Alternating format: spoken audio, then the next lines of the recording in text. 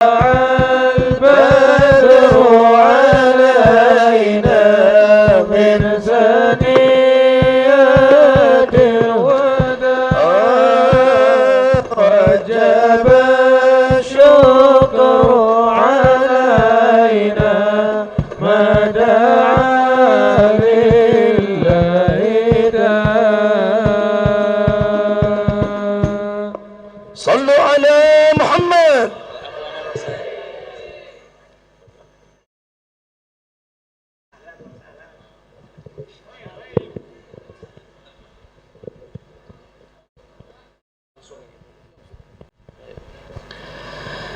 Assalamualaikum warahmatullahi wabarakatuh.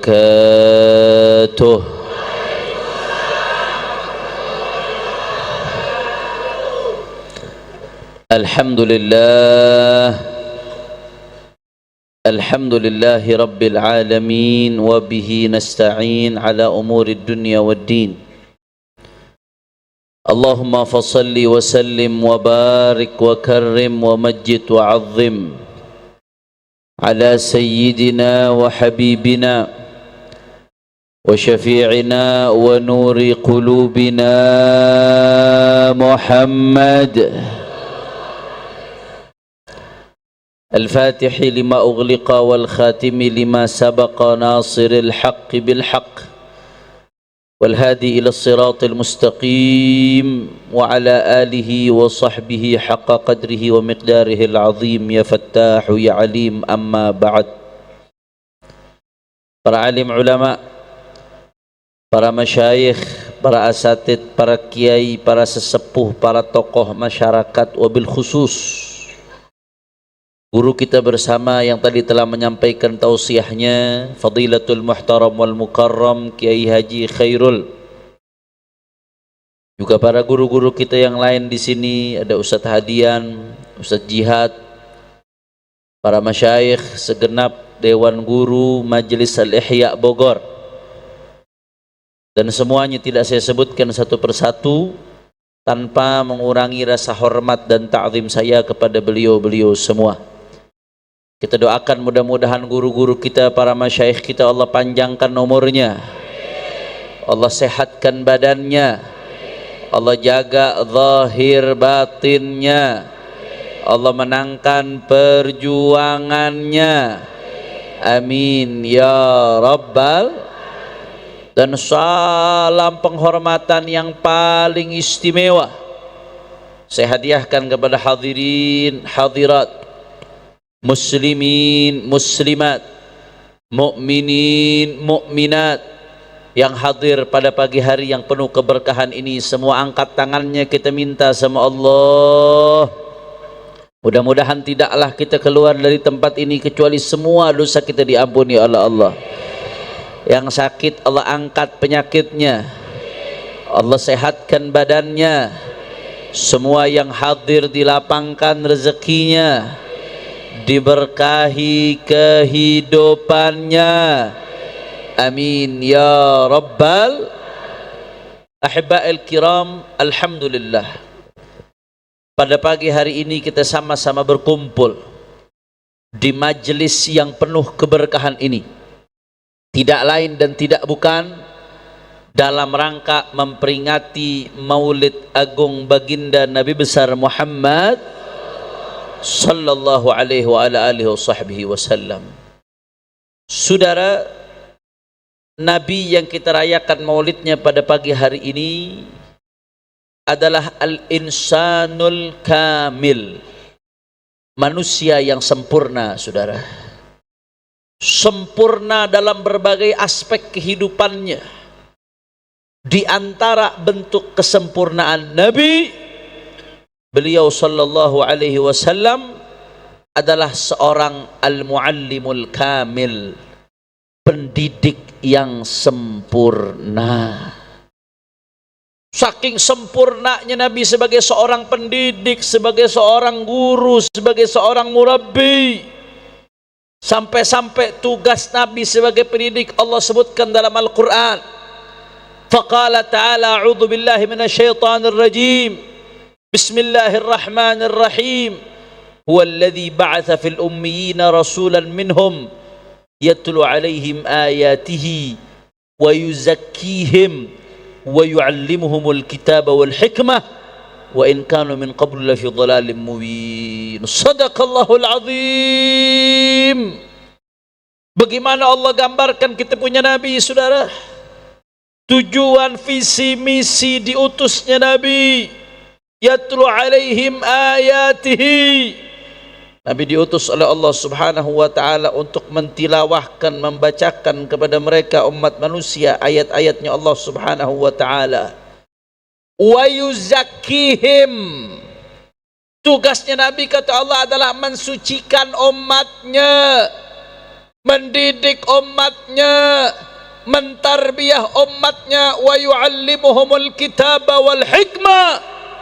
Dan Allah menegaskan dalam Al-Quran, tugas Nabi adalah mengajarkan Alkitab, Al-Quran dan hikmah kepada umatnya, baginda Nabi besar Muhammad sallallahu alaihi wasallam. Jadi Allah tegaskan, saudara, di dalam Al-Quran bahwasanya kita punya Nabi adalah seorang pendidik, seorang pengajar, seorang guru buat umat. Alhamdulillah. Sampai di situ, saudara, di dalam sebuah hadis yang diriwayatkan oleh Imam Ibnu Majah, Rasulullah sallallahu alaihi wasallam sebagaimana diriwayatkan oleh Sayyidina Abdullah ibnu Amr ibn As radhiyallahu anhuma, ketika Rasulullah sallallahu alaihi wasallam, ini kok disebutin nama Nabi yang sholawat sedikit nih. Rasulullah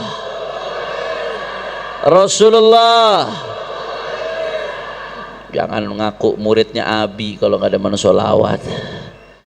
Rasulullah sallallahu alaihi wasallam, kata Sayyidina Abdullah bin Amr bin As, Rasulullah sallallahu alaihi wasallam suatu saat beliau keluar dari rumahnya.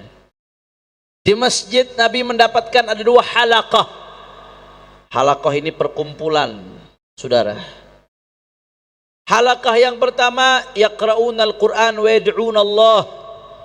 Mereka baca Al-Quran dan doa mohon sama Allah Subhanahu wa taala. Saya mau tanya, kumpul baca Quran doa bagus ente? Halaqah yang kedua, yata'allamun wa yu'allimun. Ada proses belajar mengajar ilmu warisannya Nabi di kumpulan yang kedua. Masuk Nabi ke masjid, ada dua kumpulan. Yang satu baca Quran doa, yang satu lagi, saudara, belajar mengajar ilmunya Nabi. Begitu Nabi SAW masuk, apa kata Nabi SAW? Kullun ala khair. Nabi mengatakan dua-duanya bagus, dua-duanya baik, kata Nabi SAW. Haula yaqra'una al-Quran wa yad'una Allah, fa in syaa a'tahum wa in syaa mana'ahum. Ini kelompok yang pertama baca Quran, mereka doa sama Allah. Kalau mereka pengen, kalau Allah Ta'ala pengen, Allah bisa berikan kepada mereka apa yang mereka minta. Tapi kalau Allah Subhanahu wa Ta'ala pengen, juga Allah bisa saja tidak memberikan apa yang mereka minta.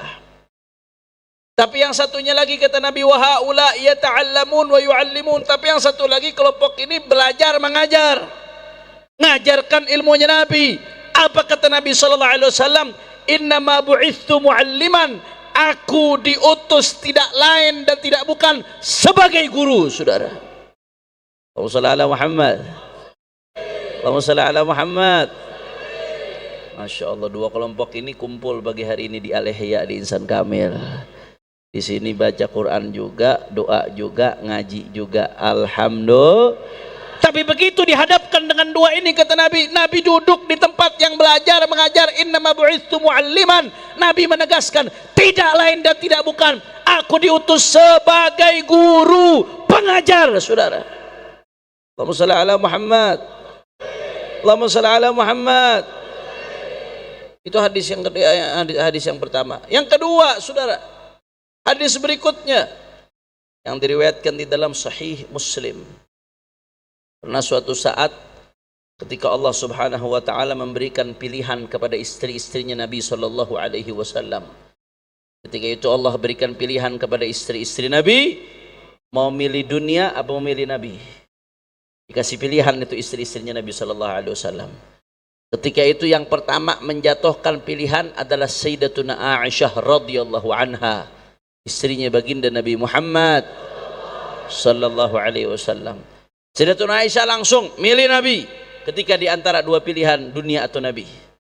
Tapi setelah Sayyidatuna Aisyah milih Nabi, Sayyidatuna Aisyah pesan sama Nabi, saking cintanya Siti Aisyah sama Nabi, wahai Rasulullah, jangan kabarin yang lain ya kalau saya sudah milih engkau ya Rasulullah.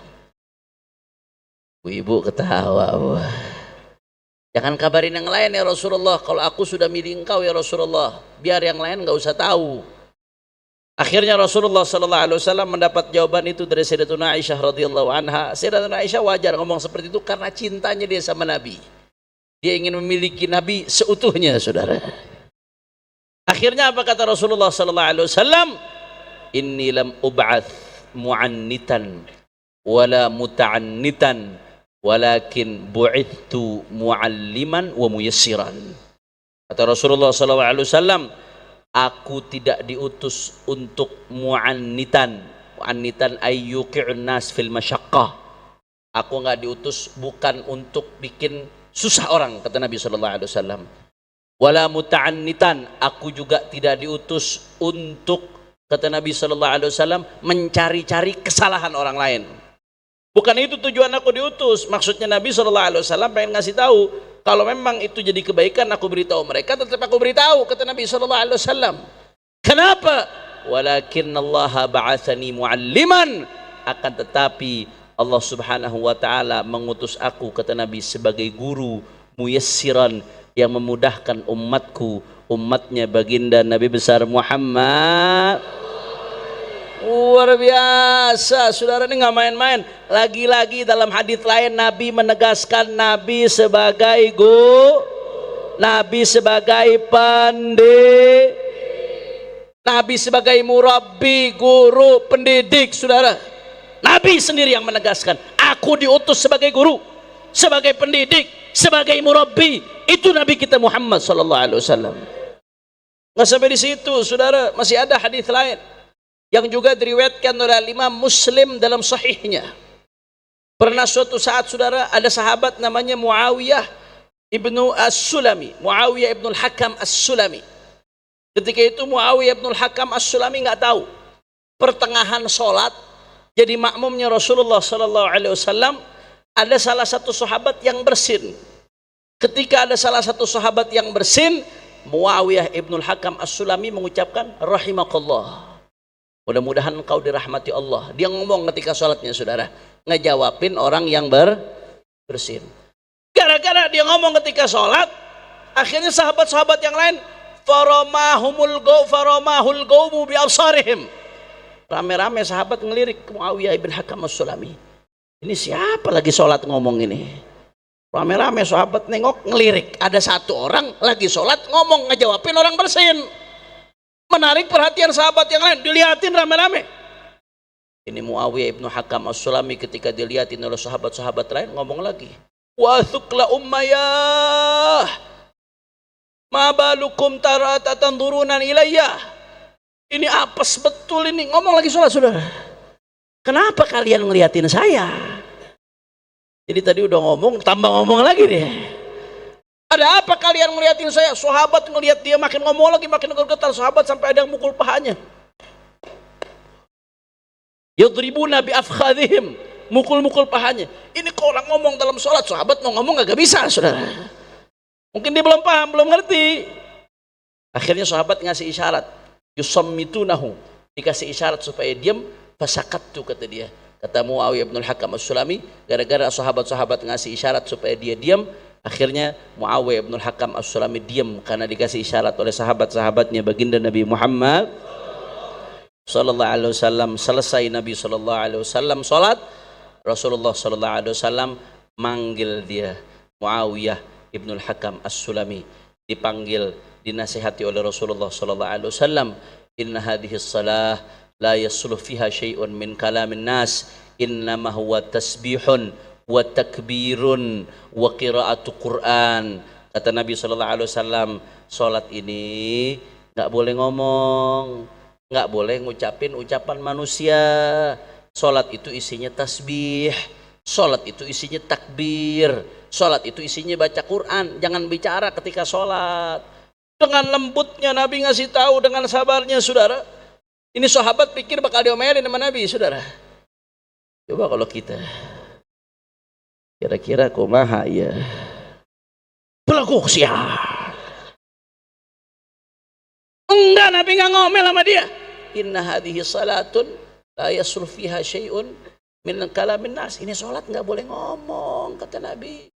Salat itu isinya tasbih, takbir, isinya baca Quran. Jangan bicara kalau salat. Itu sahabat Muawiyah bin Al-Hakam As-Sulami mendengar cara ngajarnya Nabi sallallahu alaihi wasallam. Apa kata dia? Ma ra'aitu mualliman qablahu wala ba'dahu ahsan ta'liman minhu ma kaharani wala darabani wala syatamani. Sallu ala Nabi Muhammad. Terpukau itu sahabat Muawiyah bin Al-Hakam As-Sulami. Kata dia, aku tidak melihat satu muallim pun, satu guru pun, satu pengajar pun, satu mendidik pun, qablahu baik sebelum Nabi, au ba'dahu atau setelah Nabi, ahsan ta'liman minhu, yang lebih baik pendidikannya, pengajarannya melebihi baginda Nabi Muhammad. Aku nggak pernah lihat guru kayak Nabi Muhammad. Aku nggak pernah lihat pengajar kayak Nabi Muhammad. Aku nggak pernah lihat pendidik kayak Nabi Muhammad.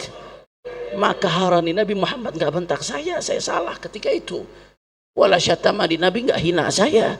Wala dharabani, Nabi nggak pukul saya. Tapi dididik pelan-pelan oleh Nabi. Sallu ala Nabi. Saya mau tanya, jawab yang kompak. Nabi kita hebat atau tidak? Nabi kita luar biasa atau tidak? Akhlak kita punya Nabi indah atau tidak? Bangga nggak punya Rasulullah?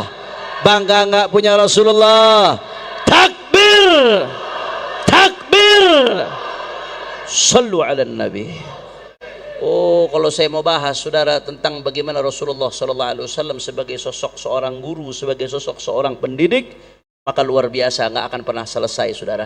Ini baru satu sisi dari kesempurnaan Rasulullah. Saking luar biasanya, sampai ada seorang ulama, Syekhu Masyayikhina, Fakhrul Hijaz, Muhaddithul Haramain, Imamu Ahli Sunnati wal Jama'ati fi asrih, Abu Ya Sayyid Muhammad ibn Alawi ibn Abbas Al-Maliki, yang merupakan salah satu guru dari Imam besar Al-Habib Rizik Syihab. Beliau nulis kitab judulnya Usulut Tarbiyatin Nabawiyah, bagaimana pendidikan yang disampaikan oleh baginda Nabi Muhammad. Saya rasa setiap guru penting untuk baca kitab ini supaya paham bagaimana Rasulullah mendidik, saudara. Begitu pula ada seorang ulama besar, Al-Allamah Al-Muhaddith Syekh Abdul Fattah Abu Ghuddah. Ini juga gurunya imam besar kita ketika di Riyadh. Syekh Abdul Fattah Abu Ghuddah, ulama besar di kalangan ahli hadis muasirin yang kontemporer terkenal. Beliau nulis kitab judulnya Ar-Rasulul Muallim wa Asalibuhu fit Ta'lim, bagaimana sosok Rasulullah sebagai seorang pendidik dan bagaimana cara mendidiknya baginda Nabi besar Muhammad. Luar biasa. Oh, kalau kita mau bahas, jangankan 1 jam 2 jam, 1 minggu, sebulan nggak selesai, saudara. Tapi boleh sih kalau kita mau bahas sampai sore ini, saudara. Kira-kira lanjut atau jangan? Masih semangat? Yakin? Betul? Udah lapar, mau sarapan.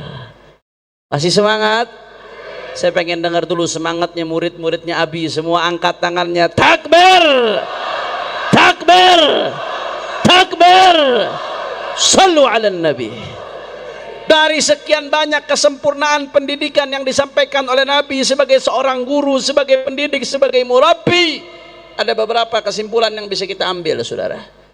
Yang pertama, bagaimana mulianya profesi pendidik, profesi guru, profesi murabbi, saudara.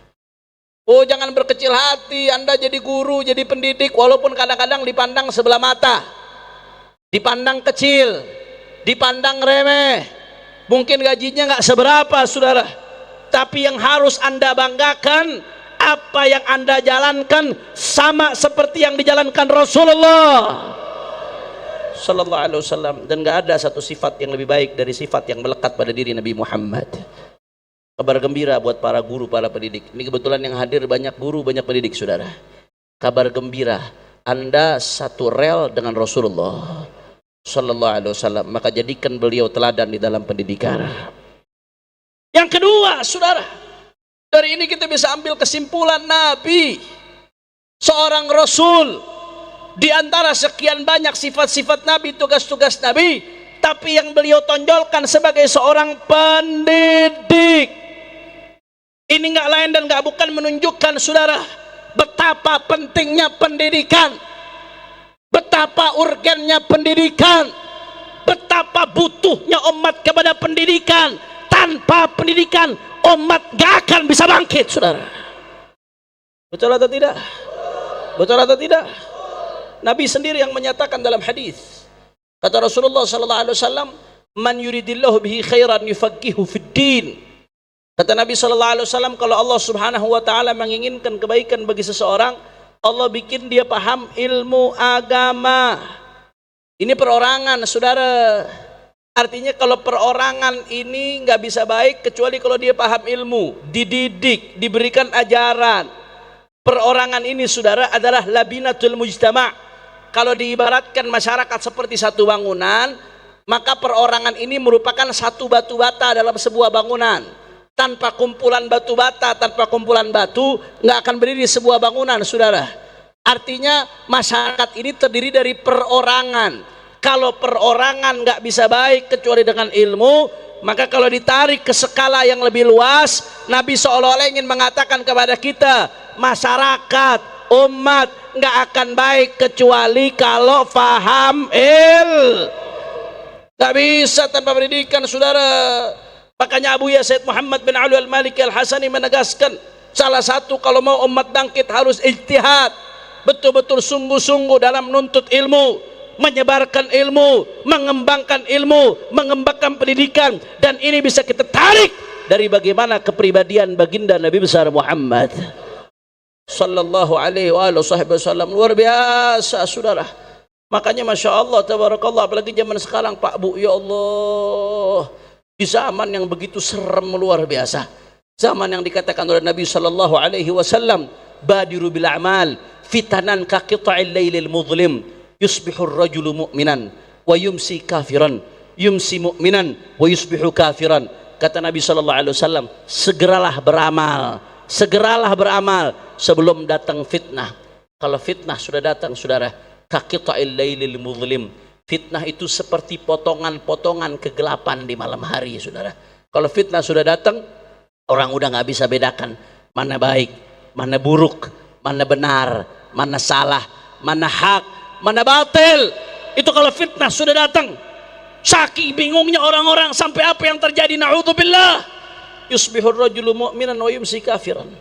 Pagi-pagi orang masih mukmin, sorenya udah kafir, saudara. Na'udzubillah min. Berapa banyak sekarang? Pagi hati mana masih mantep, masuk lihat medsos, lihat video yang macam-macam, yang aneh-aneh, pemikiran yang macam-macam aneh-aneh, sore imannya udah goyang, saudara. Dengan gampangnya berubah, dengan gampangnya hatinya bisa goyang. Fitnah.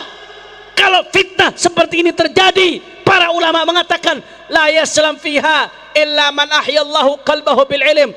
Tidak akan selamat kecuali orang-orang yang Allah hidupkan hatinya dengan ilmu, saudara. Dan ini yang dijalankan oleh baginda Nabi Muhammad. Makanya Imam Al-Ghazali yang selalu dikaji oleh Al-Allamah Syekh Abdullah bin Nuh, mudah-mudahan kita dapat keberkahan beliau. Begitu pula keberkahan santri beliau, orang tua kita Kiai Haji Muhammad Husni Tamrir. Imam Ghazali mengatakan dalam Ihya Ulumuddin, yang namanya ilmu itu ada dua macam. Ada ilmu yang sifatnya fardu ain, ilmu yang mahmud. Ada yang sifatnya fardu kifayah, saudara. Dua-duanya mesti dipelajarin sama umat. Dan dua-duanya ini faktor penting buat kebangkitan umat, saudara. Ilmu yang fardu ain yang seperti apa? Ilmu yang fardu ain, ilmu hal, ilmu yang berkaitan dengan kebutuhan kita sehari-hari yang mesti kita paham. Itu sebagai seorang mukallaf akil baligh wajib sholat. Kalau sholat harus wudu, berarti mesti paham ilmunya wudu. Kita sebagai seorang akil balik mesti sholat, berarti mesti paham apa saja syaratnya sholat, rukunnya sholat, yang membatalkan sholat, fardu ain. Kalau nggak belajar dosa. bukan pilihan. Kita sebagai mukallaf datang bulan Ramadan wajib puasa, mesti paham ilmu puasa Ramadan. Kita sebagai seorang mukallaf kalau ada harta lebih Allah berikan wajib zakat, mesti paham ilmunya zakat. Dikasih rezeki lebih wajib haji, mudah-mudahan semua yang di sini bisa haji insyaallah. Mesti paham ilmunya haji. Mau bertransaksi keuangan supaya nggak jatuh dalam riba, supaya nggak jatuh dalam transaksi yang rusak yang akhirnya hasilnya menjadi haram, mesti paham ilmu yang berkaitan dengan bai' wasyira, jual beli dan sebagainya. Mau nikah ada aturannya, ada syarat untuk ijab kabul, mesti paham ilmu yang berkaitan dengan talak supaya suami nggak sembarang ngucap, akhirnya tanpa sadar dirinya ngucap cerai padahal sudah pisah tapi nggak merasa ngucap, akhirnya dianggap masih istrinya, tetap bergaul, zina saudara. Na'udzubillah min. Mesti paham ilmu yang berkaitan dengan pernikahan. Itu ilmu yang fardu ain. Jelas atau tidak? Sadayana parantos ngartos. Alhamdulillah. Kalau kata Profesor Dr. Sayyid Naqib Al-Attas, itu ilmu yang fardu ain, itu prioritas nomor 1 saudara. Adabnya dalam belajar ilmu prioritas nomor 1. Sebelum belajar yang lain, pelajari dulu ilmu yang fardu. Setelah ilmu yang fardu ain saudara, ada ilmu yang fardu kifayah. Enggak semua umat dituntut harus bisa, tapi di tengah-tengah umat harus ada yang bisa ilmu-ilmu tersebut. Apa contohnya ilmu yang fardu kifayah saudara? At-ta'ammuq fi daqaiq ilmi syariah, memperdalam ilmu syariat, memperdalam ilmu fikih sampai jadi seorang faqih, ahli fikih. Sekiranya kalau satu Bogor nih ada masalah fikih, bisa mendapatkan ada ulama yang bisa memecahkan masalahnya. Keberadaan ulama yang seperti itu hukumnya fardu kifayah. Kalau satu wilayah nggak ada sama sekali yang alim, semuanya dosa saudara. Harus ada yang paham ilmu akidah. Sekiranya di tengah-tengah umat ada syubhat yang bikin ragu keimanan, ada orang untuk mencari jawaban saudara, ada sosok yang bisa memecahkan, itu hukumnya fardu kifayah. Bahkan nggak sampai di situ saudara. Al-Imam Al-Ghazali, ini luar biasa Imam Ghazali saudara, beliau mengatakan termasuk ilmu yang fardu kifayah segala jenis ilmu yang berkaitan dengan hajat kepentingan orang banyak, yang sekiranya hajat kepentingan orang banyak nggak bisa berjalan kecuali dengan ilmu-ilmu tersebut, itu ilmu hukumnya jadi fardu kifayah kalau dijalankan ibadah.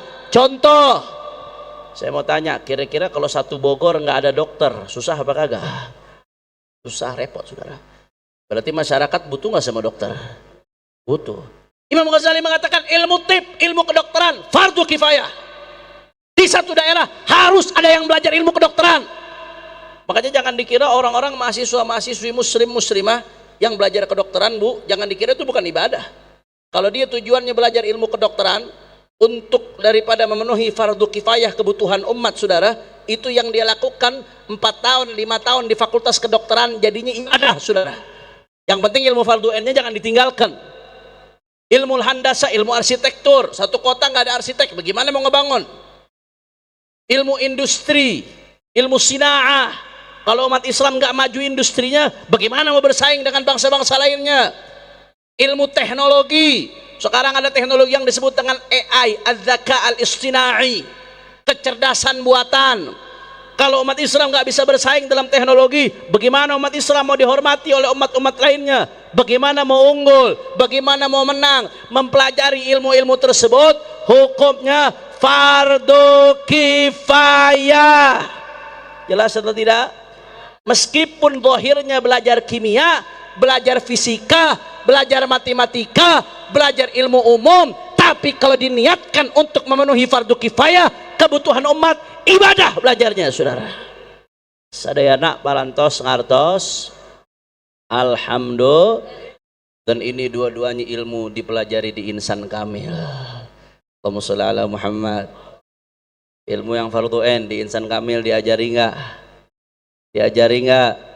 Diajari. Ilmu yang fardu kifayah, ilmu fisika, kimia, matematika, bahasa Inggris di insan kamil diajarin enggak? Alhamdulillah. Berarti insan kamil ikut membangun peradaban dan kemajuan umat Islam. Allahu Akbar. Gak Nggak bisa, umat nggak akan bisa maju, nggak akan bisa bangkit kecuali dengan ilmu. Itu yang pesan mesti kita tangkap. Kenapa Nabi sampai mendeklarasikan dirinya muallim, guru, saudara? Karena ilmu salah satu syarat kemajuan umat. Nggak bisa, saudara. Makanya saya teringat dengan pesan daripada guru saya. Ini umat saat ini di zaman yang begitu kacau luar biasa. Kalau mau selamat umat, maka di setiap rumah kita, ibu-ibu sekalian, catat baik-baik, di setiap rumah kita, masing-masing rumah kita, di setiap keluarga kita, maka harus menjalankan salah satu daripada 4M. Berapa M? Orang kompak. Berapa M? Saya mau lanjutkan tapi udah siang, saudara. Masih semangat? Yakin? Betul? Saya pengen dengar lagi semangatnya semua. Takbir! Takbir! Sallu ala Nabi. Jalankan salah satu dari 4M, saudara. Kalau mau selamat, di setiap rumah kita pastikan menjalankan salah satu dari 4M. Apa maksudnya 4M, Habib, di sini? Yang pertama, mondok. Yang pertama, kalau bisa, Bu, sebisa mungkin upayakan anak-anak kita masukin ke pondok pesantren, mondok. Ini luar biasa, zaman luar biasa. Anak-anak kita, Bu, di pondok pesantren dijaga. Alhamdulillah. Ya Allah, bangun tahajud, subuh berjamaah, habis subuh udah zikir, sholatnya 5 waktu berjamaah, diajarkan ilmu Rasulullah. Kurang apa pesantren, Bu? Sedangkan anak-anak kita kalau di luar, Masya Allah, tabarakallah, jawab yang jujur, Bu. Bu, anak-anak kita kalau di luar bangun tidur yang dipegang HP. Mau sholat yang dipegang, selesai sholat yang dipegang, mau makan yang dipegang sendok. Liar mau makan megang HP. HP nggak ada habisnya, saudara. Gurunya bukan lagi orang tuanya, gurunya bukan lagi syekhnya, gurunya bukan lagi ustadznya, tapi gurunya gurunya TikTok, gurunya Instagram, gurunya trending topik, gurunya apa yang lagi ngetop. Tapi di pesantren, saudara, anak kita dididik sementara, dijauhkan dulu. Enggak, Anda bukan nggak boleh megang HP, bukan, ada waktunya, ada masanya. Sekarang nih pembentukan, masa pembentukan, jangan sampai kamu dibentuk oleh orang-orang yang jauh dari Allah Subhanahu wa taala, yang bahkan dahinya mungkin nggak bersujud kepada Allah Subhanahu wa taala. Dijauhkan dulu sementara dari racun yang namanya HP. Dijagain tuh anak, saudara, dididik. Makanya saya punya guru Profesor Dr. Al-Habib Abdullah bin Muhammad Bahrun, beliau mengatakan itu Al-Ma'ahidul Islamiyah, pondok-pondok pesantren di Indonesia adalah qal'atul Islam, adalah benteng terkuat umat Islam. Pondok pesantren di Indonesia adalah qal'at Indonesia, benteng terkuat Indonesia. Allahu Akbar. Rezim berganti-ganti, saudara, tapi pondok pesantren bisa terus tegak berdiri.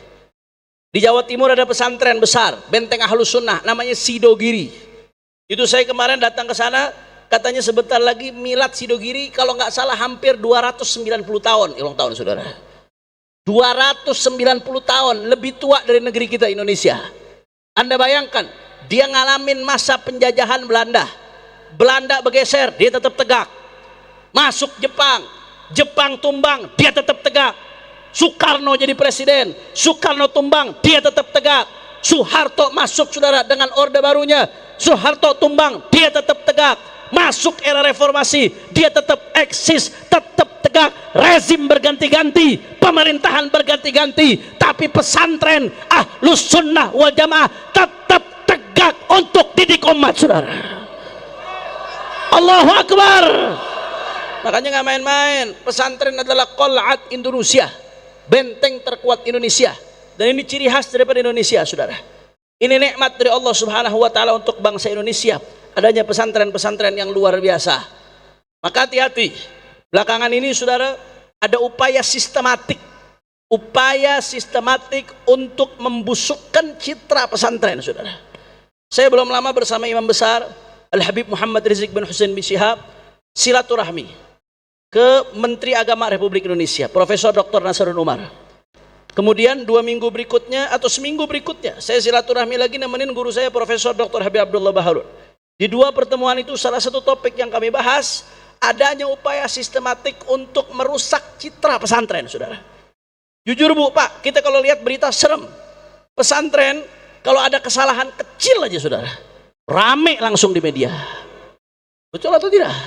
Sekarang mau dibikin citra di mana-mana, pesantren itu tempatnya cabul. Pesantren tempatnya kekerasan seksual. Pesantren tempatnya penyimpangan seksual. Pesantren itu tempatnya bully, saudara. Pesantren itu tempat jorok, tempat buangan anak. Ada upaya untuk membangun citra seperti itu. Kita nggak mungkiri, ya memang ada oknum-oknum pesantren yang bajingan, ada, saudara. Mereka bukan malaikat, mereka manusia.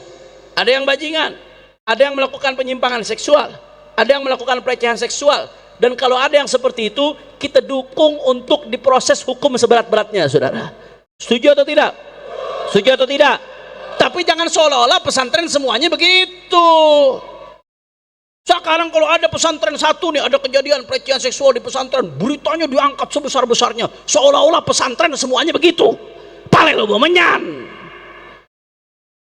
Bahaya ini, saudara. Ini upaya untuk membunuh karakter pesantren. Yang tadinya orang merasa orang tua masukin anak ke pesantren untuk mendapatkan ketenangan. Orang tua nih, Bu,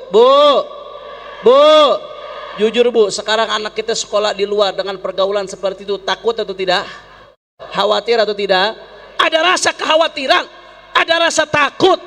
Akhirnya apa yang terjadi? Solusinya, para orang tua mendapatkan rasa aman ketika masukkan anaknya ke pesantren. Anaknya dididik, dijaga, ditarbiyah.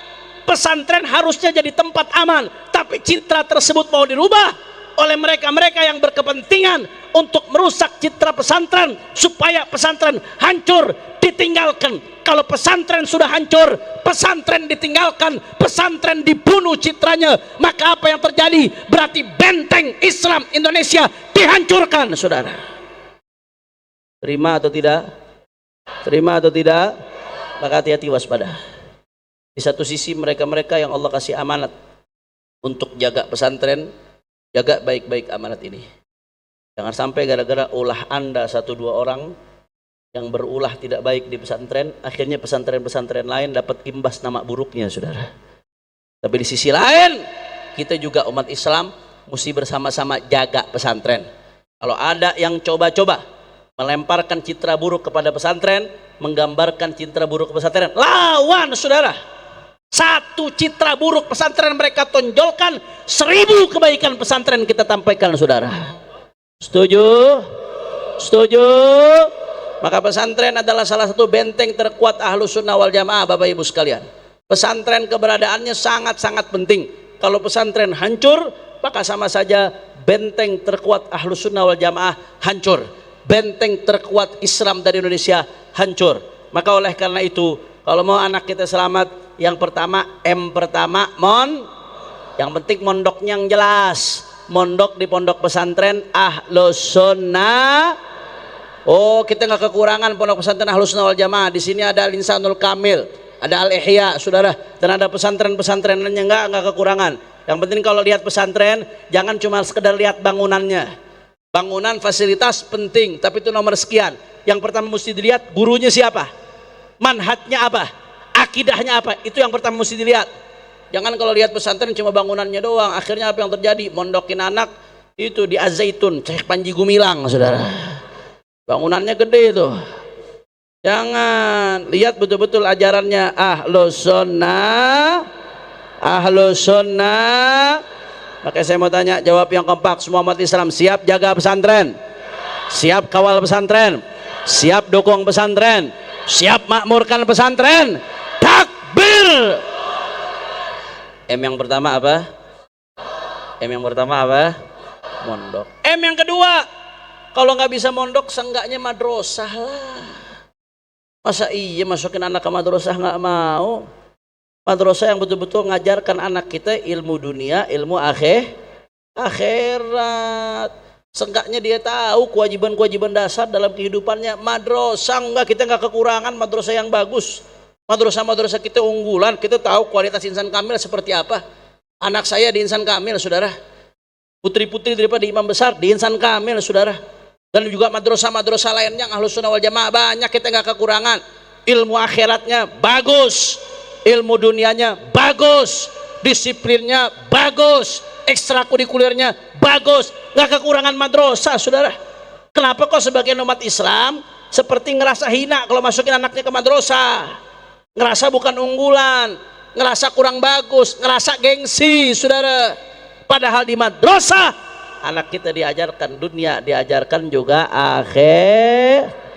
Minimal M yang kedua apa?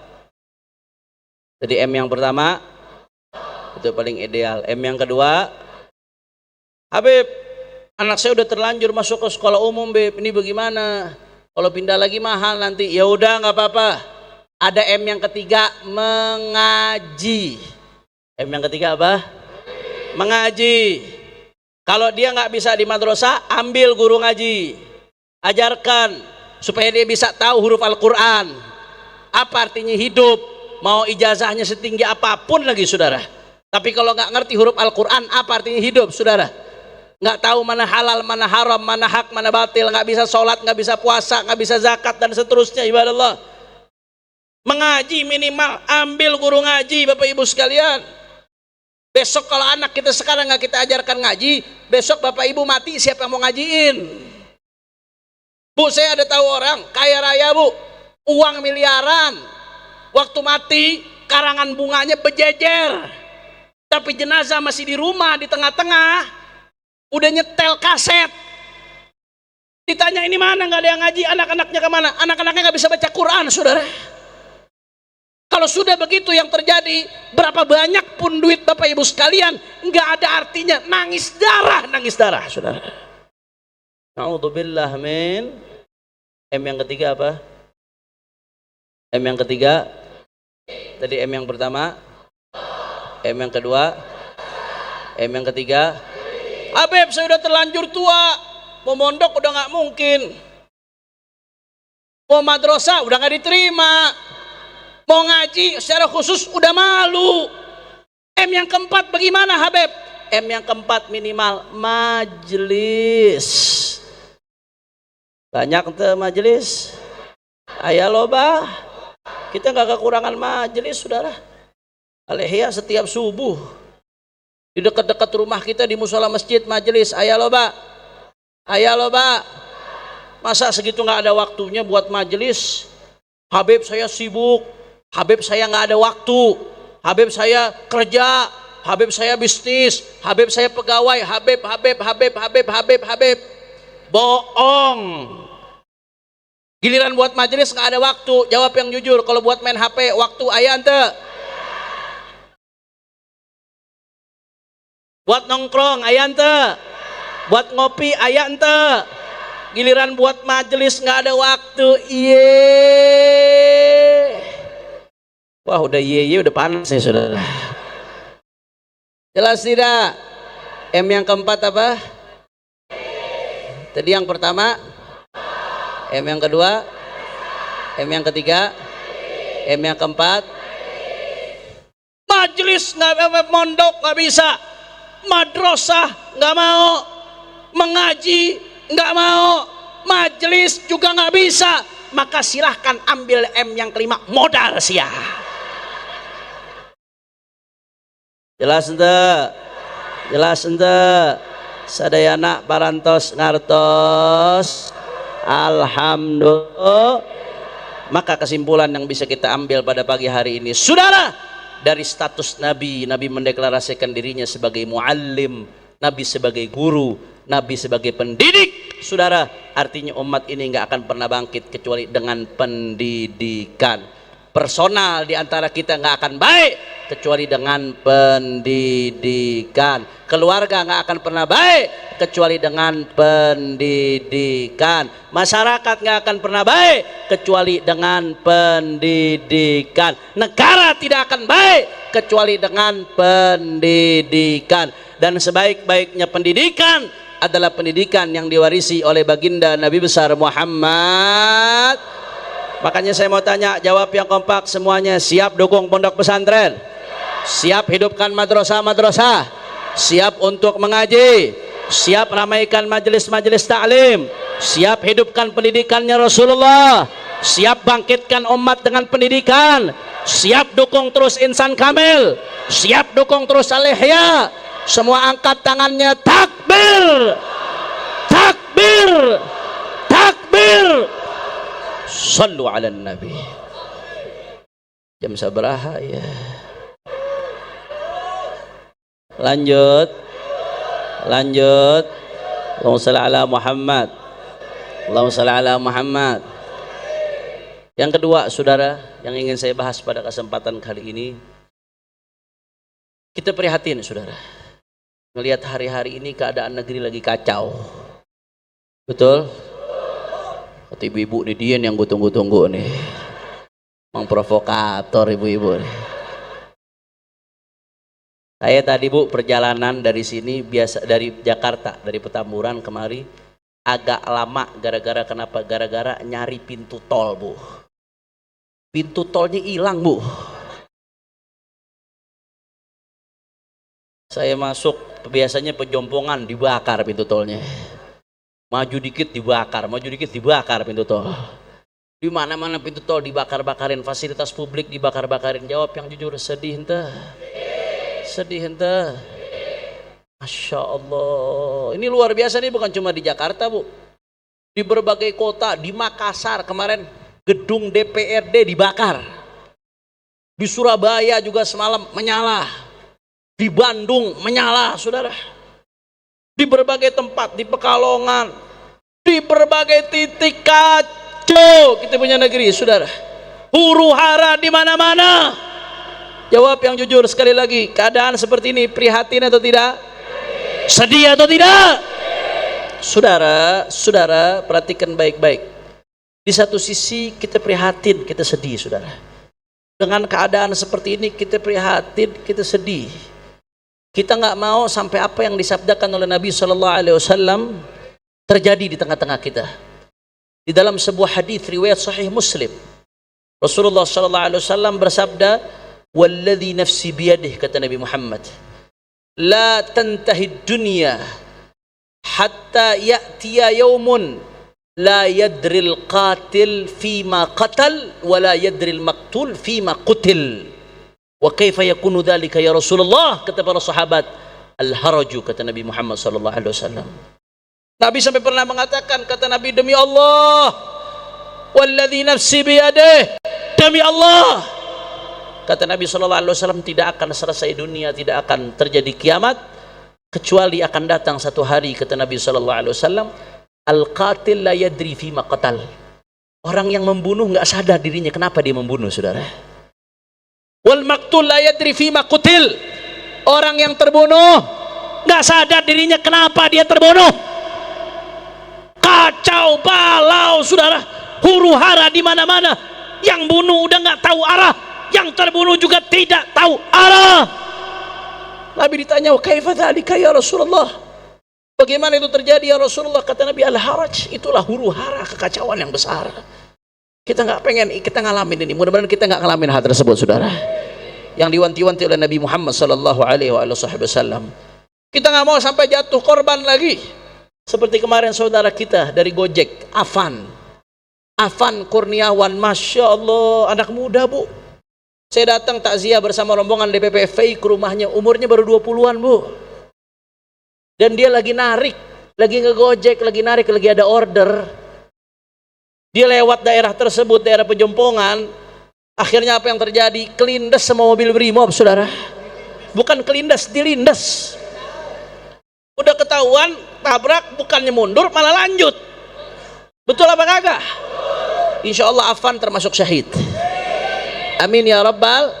Kenapa saya katakan syahid? Karena Rasulullah SAW bersabda, ini kabar gembira juga buat para orang-orang tua yang setiap hari keringat untuk nyari nafkah, saudara. Kata Nabi SAW, man sa'a ala iyalih fahuwa fisabilillah, wa man sa'a ala walidayh fahuwa fisabilillah, wa man sa'a ala nafsih liyu'iffahu fahuwa fisabilillah.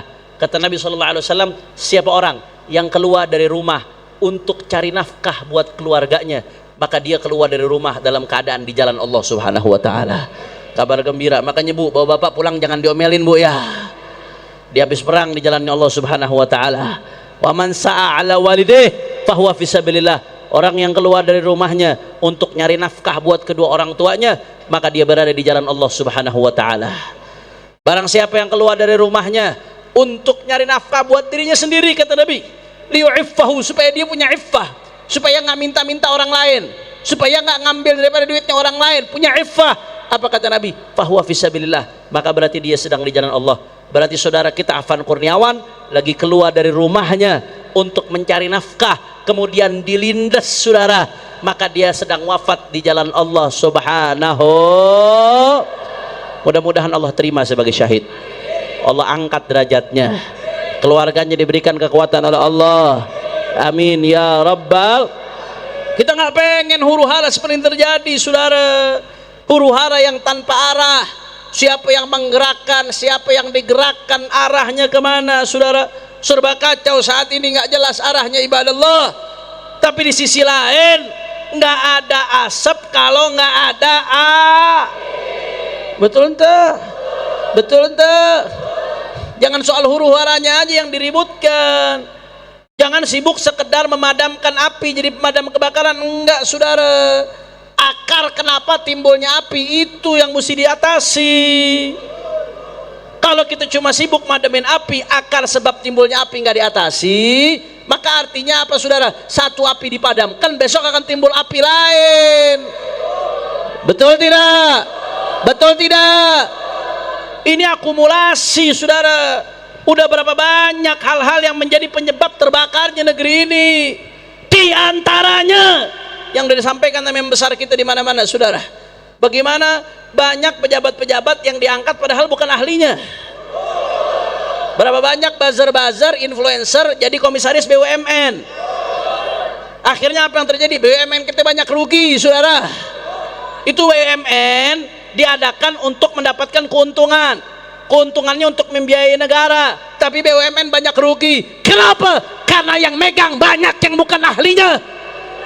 Nabi yang mengatakan idza wusidal amru ila ghairi ahli fantadhir sa'ah. Kalau sesuatu diserahkan kepada orang yang bukan ahlinya, tunggu kehancuran, kata Nabi saudara. Saya kadang nggak habis pikir, dikit-dikit baca berita BUMN rugi, dikit-dikit baca berita BUMN rugi. PLN, BUMN listrik, nggak ada saingannya pak. Ada listrik selain PLN? Nggak ada saingannya. Kalau dagang ada saingan rugi, wajar nggak? Wajar. Ini nggak ada saingan. Udah gitu nggak ada yang ngutang lagi listrik saudara. Ada di sini yang listriknya ngutang, token nggak diisi mati saudara. Betul apa kagak? Yang nggak pakai token nggak bayar sekian waktu diputus saudara. Betul apa kagak? Lah kok bisa rugi?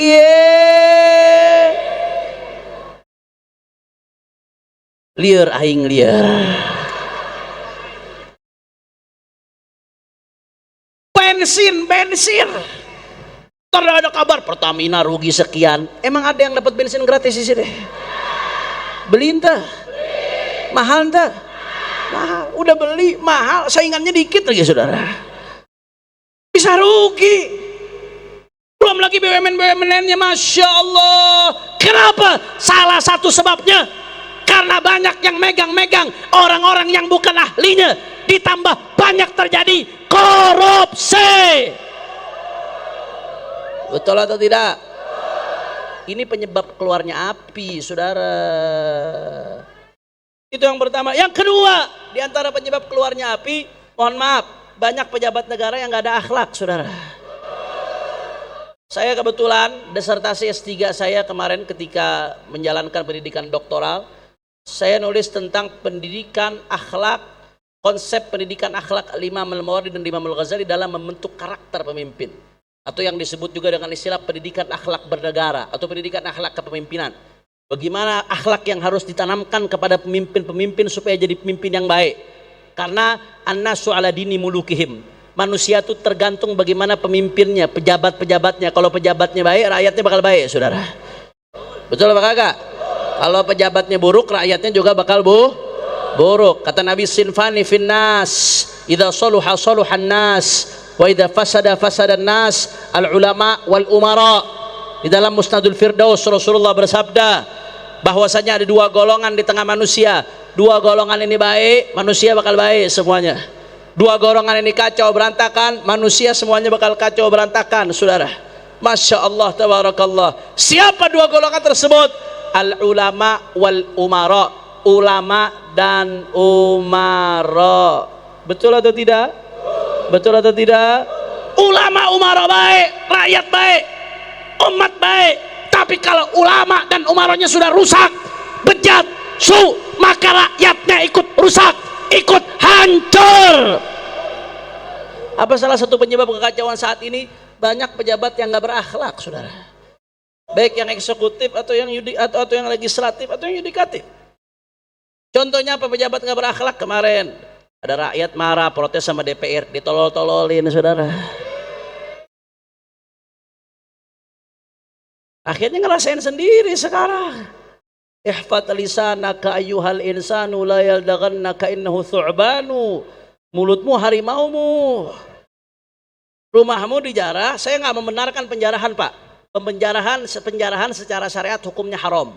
Kita nggak boleh mengambil hak orang lain, saudara. Betul atau tidak? Tapi apa yang terjadi itu karena sebab ulahnya, saudara. Bahkan belum lama ada pejabat DPR perempuan mengucapkan nggak ada manusia yang sempurna, termasuk Nabi nggak sempurna, saudara. Kurang ajar. Gimana umat nggak marah? Rakyat lagi kelaparan di mana-mana, lagi banyak yang susah, pengangguran banyak, yang di PHK banyak, dagang lagi susah di mana-mana, saudara. Betul tidak? Betul tidak? Saya juga pedagang ngerasain, sekalian curhat, saudara. Rakyat lagi susah di mana-mana. Dijoget-joget di gedung DPR. Masya Allah, begitu diprotes dia ledek, dia bikin parodi, joget-joget seperti Son Horek, saudara. Gak ada empati, gak ada akhlak. Bahkan ada yang ketika rakyat banyak kesusahan gara-gara pajak, saudara, ada yang bilang pajak seperti zakat. Masya Allah. Pajak itu diambil dari orang miskin juga. Semuanya kena pajak. Kita tanpa sadar kita belanja di mana-mana itu ada pajaknya, saudara. Diambil oleh orang miskin. Di antaranya salah satunya buat gaji orang-orang kaya. Betul atau tidak? Betul atau tidak? Sedangkan zakat diambil dari orang kaya buat orang miskin. Jangan pernah samakan antara zakat dengan pajak. Ini bahaya, saudara. Al-Imamul Mawardi dalam kitabnya Tashilun Nazar wa Ta'jilul Dhafar, beliau menyampaikan, saudara, di antara akhlak yang penting untuk para pejabat adalah al-waqar. Harus punya wibawa, bisa mengontrol diri, tasabbut. Di antara bentuk kewibawaan dan mengontrol diri, jaga lisan. Jangan bicara kecuali yang penting. Kalaupun harus bicara, ditata betul pembicaraannya. Kalau yang sekiranya menyakiti rakyat, menyakiti orang, jangan diucapkan. Kalau sudah kacau, orang marah, baru berasa dampaknya, saudara. Kenapa ini terjadi? Sebagaimana Prof. Nagib Al-Atas menyatakan, loss of adab. Ini gara-gara tidak ada adab, tidak ada akhlak, saudara. Ini salah satu yang menyebabkan api jadi nyala. Betul atau tidak? Betul atau tidak? Maka saudara, Imam Besar kemarin udah ngasih saran, ngasih masukan kepada Presiden Republik Indonesia. Kita juga sayang sama presiden kita, saudara. Kita eman, kita nggak mau sampai ribut, beliau tumbang, yang naik wakilnya akhirnya, saudara. Hati-hati. Kita tahu presiden nggak sempurna, banyak kekurangan. Tapi kalau wakil yang naik, lebih pusing lagi itu, saudara. A'udzubillah min dzalik. A'udzubillah min dzalik. Amit-amit ya bang bayi, amit-amit ya bang bayi.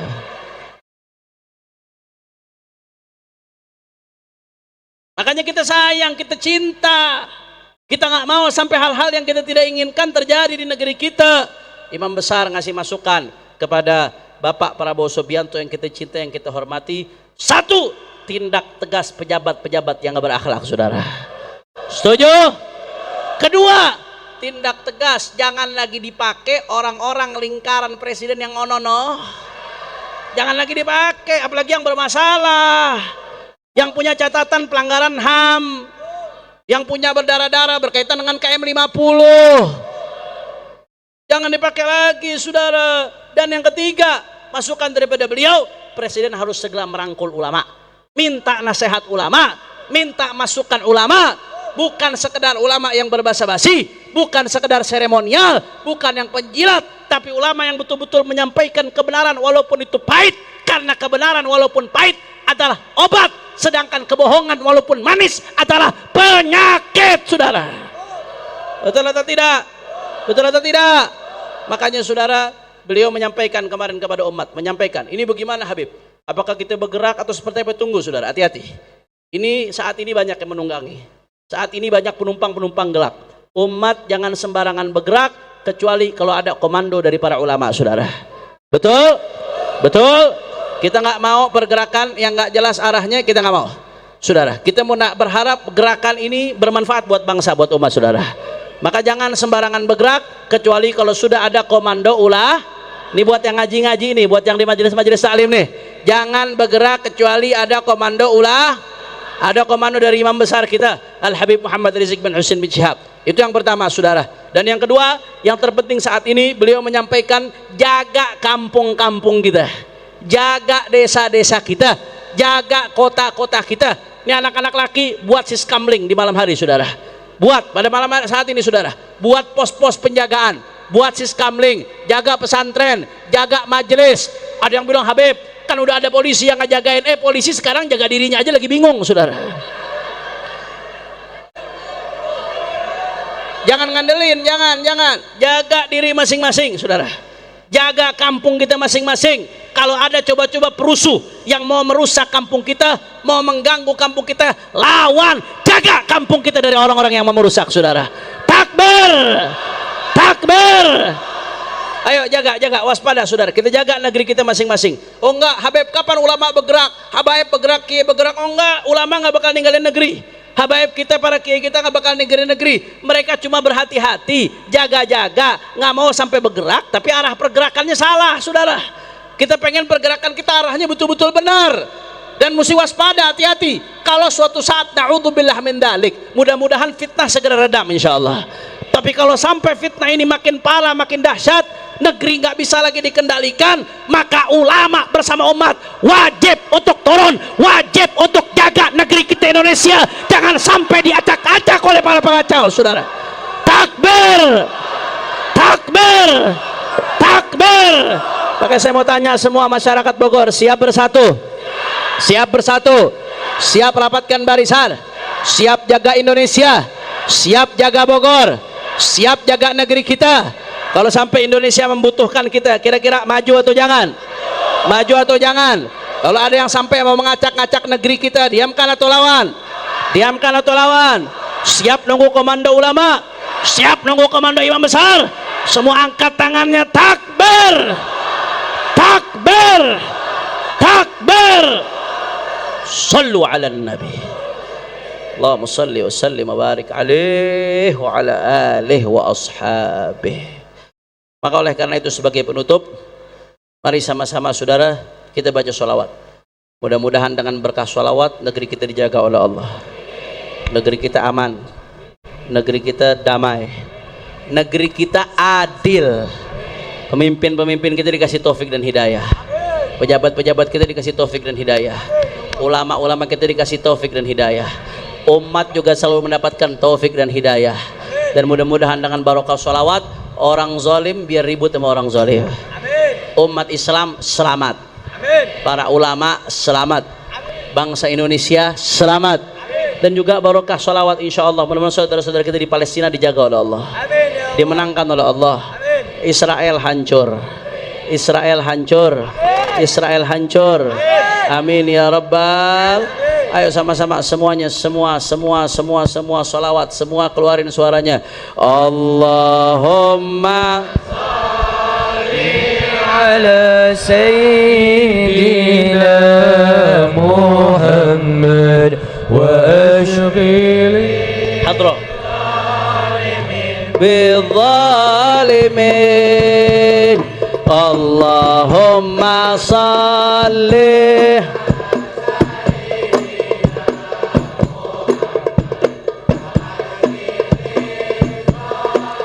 Angkat tangannya minta sama Allah semua. Wa akhrijna min bainihim salimin wa ala alihi wa sahbihi ajma'in. Allahumma salli ala محمد وأشغل الظالمين بالظالمين. اللهم صل على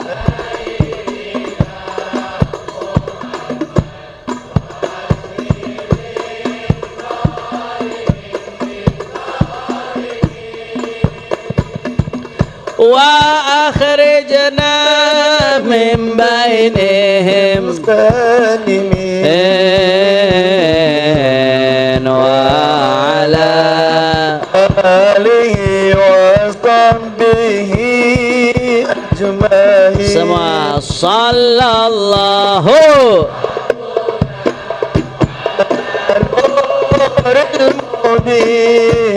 مدى المصطفى سيد المرسلين صلى الله على نور المبين أحمد المصطفى وعلى آله وعلى آله وصحبه. Sekali lagi Allahumma salli ala Sayyidina Muhammad wa ashghil ya Allah ya Rabb ya Rabb ya Rabb zalimin. Allahumma salli ala Sayyidina Muhammad وأستغل الظالم بالظالمين وأخرجنا من بينهم سالمين وعلى آله وصحبه أجمعين. تكبر تكبر تكبر. صلوا على النبي. اللهم اجعل جمعنا هذا جمعا مرحوما وتفرقنا من بعده تفرقا معصوما ولا تجعل أحدا فينا ولا منا ولا معنا شقيا ولا محروما. اللهم اهدنا بهداك واجعلنا ممن يسارع في رضاك ولا تولنا وليا سواك ولا تجعلنا ممن خالف أمرك وعصاك. ثم إلى روح خصوصا شيخ مشايخنا كي هجي عبد الله بن نوح وإلى ركي هجي الحاج أبي محمد حسني تمرين وجميع مشايخنا في الدين والإمام القطب الحبيب بن محسن العطاس وجميع من في تربته والوالد عبد الرحمن العطاس شريف بن فضل بنه ووالدينا ووالديكم وأمواتنا وأمواتكم وأموات المسلمين الجميع أن الله يتغشاهم بالرحمة والمغفرة ويدخلهم الجنة برحمته وأن الله سبحانه وتعالى يعيد علينا من بركاتهم وأسرارهم في دين الآخرة بسر الفاتحة. بسم الله الرحمن الرحيم الحمد لله رب العالمين الرحمن الرحيم مالك يوم الدين إياك نعبد وإياك نستعين اهدنا الصراط المستقيم صراط الذين أنعمت عليهم غير المغضوب عليهم ولا الضالين. Ini saja yang saya sampaikan. Mudah-mudahan yang sedikit yang saya sampaikan bisa bermanfaat. Mohon maaf kalau ada salah-salah kata, mohon maaf kalau ada yang kurang berkenan. Dan kami mengundang Bapak Ibu sekalian, kami mengundang insyaallah malam 12 Rabiul Awal, malam Jumat yang akan datang akan diadakan peringatan Maulid Agung Baginda Nabi besar Muhammad sallallahu alaihi wasallam di Petamburan bersama DPP FPI yang akan dipimpin langsung oleh Imam besar Habib Rizik Syihab. Jadi malam 12 Rabiul Awal, malam Jumat yang akan datang mulai Isya berjamaah sampai selesai. Yang punya kesempatan untuk hadir diharapkan hadir insya. Ini saja, Hati-hati, jaga diri, jaga keluarga, jaga umat, jaga majelis kita. Wassalamualaikum warahmatullahi wabarakatuh.